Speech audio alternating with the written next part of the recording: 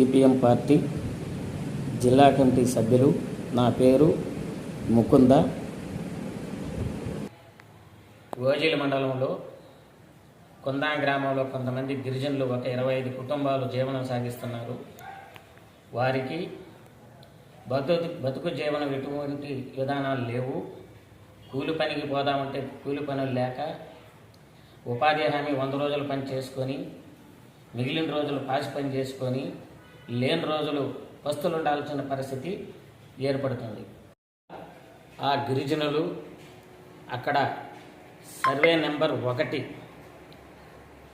మేత పరంబోకి 1266 ఎకరాల 66 సెంట్లు భూమి ఉన్నది.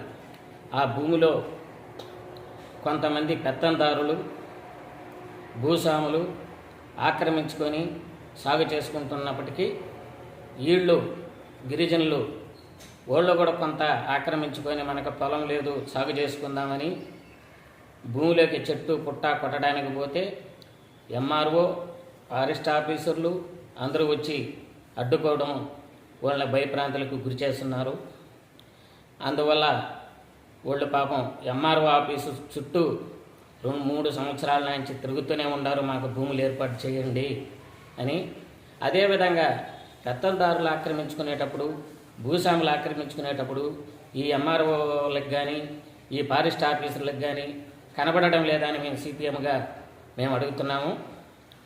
అందుకు వాళ్ళు ఆక్రమించుకునేటప్పుడు చూసి చూడనట్టు పోయి గిరిజనులు ఆక్రమించుకుంటుంటే అడ్డుకోవడం, వాళ్ళ మీద కేసులు పెడతానడం, భయప్రాంతాలకు గురి చేస్తున్నారు. ఇది సరైన విధానం కాదు. వెంటనే గిరిజనులకి ఆ భూముల్లో హక్కు కల్పించి వాళ్ళకి పట్టాలు ఇవ్వాలి, వాళ్ళు సాగు చేసుకునే దానికి అనుమతి కల్పించాలని కోరుకుంటున్నాం. లేని పక్షంలో పెద్ద ఎత్తున పోరాటాలు కూడా చేసే విధానం జరుగుతుందని చెప్పి కూడా తెలియజేస్తున్నాం.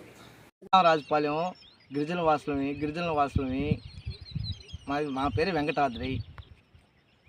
మేము ఎన్నో సంవత్సరాల నుంచి ఇక్కడ కూలీనాలు పని చేసుకుంటూ బతుకుతున్నాం.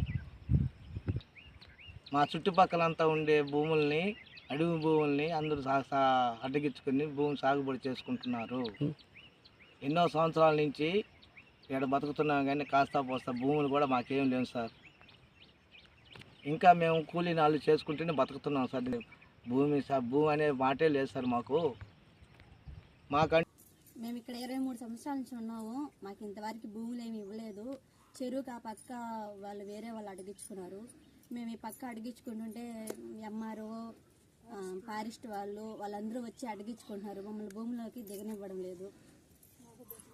మాకు బతుకు తీరు లేదు. మాకు ఇక్కడ బతుకు తీరు అంటూ ఏమీ లేదు.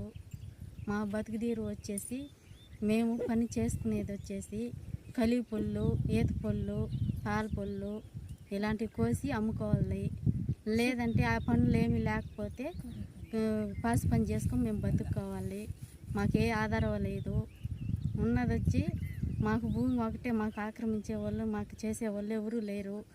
కానీ మాకు భూమి కావాలి. భూమి లేదు.